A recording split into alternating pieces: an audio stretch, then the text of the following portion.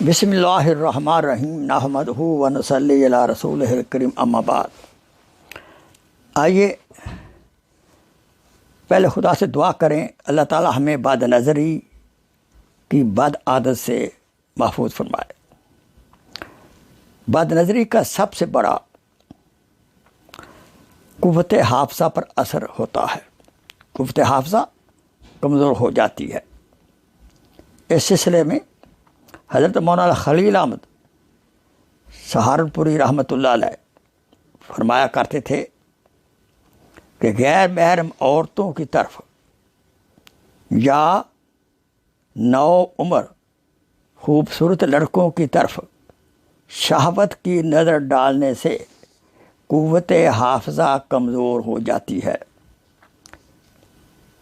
اس کی تصدیق کے لیے یہی کافی ہے کہ بد نظری کرنے والے حفاظ کو منزل یاد نہیں رہتی، اور جو طلبہ حفظ کر رہے ہوں ان کے لیے سبق یاد کرنا مصیبت ہو جاتا ہے۔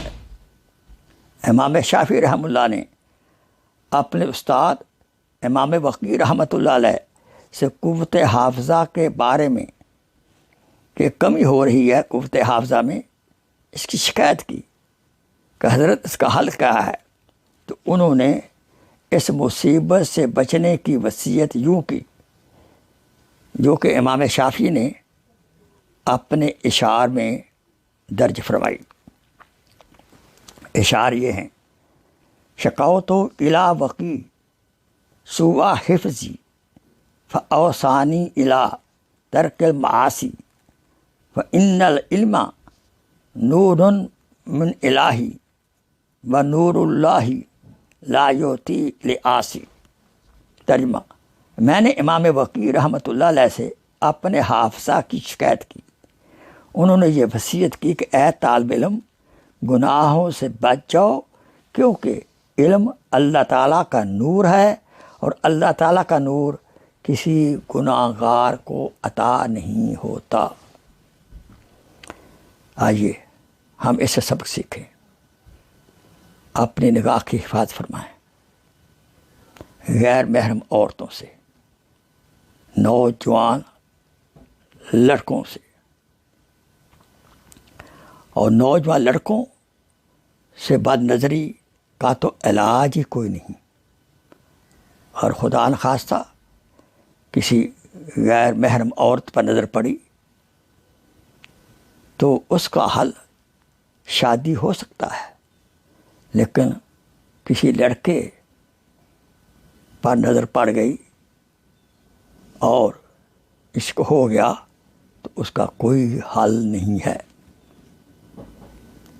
لہذا ہمیں نگاہ کی ہر طرح سے ہر ایک سے حفاظت کرنی چاہیے، اور بالخصوص اس کا قوت حافظہ پر تو بہت ہی زہریلا اثر ہوتا ہے۔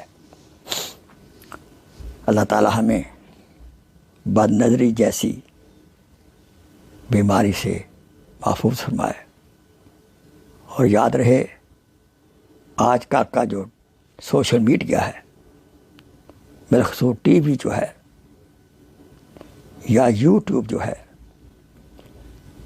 یہ تو بد نظری کے مواقعوں سے بھرا پڑا ہے۔ اس لیے جتنا ہو سکے سوشل میڈیا کا استعمال کم سے کم کرنا چاہیے، اور جب ہو بھی رہا ہو دل ہی دل میں اللہ کا ذکر کرتے رہیں، استغفار کرتے رہیں، تاکہ بد نظری کے اثرات دل و دماغ پر نہ پڑیں۔ اللہ تعالی ہمیں اس ظالم مرض سے تا حیات تا آخری دم ہمیں محفوظ فرمائے رکھے۔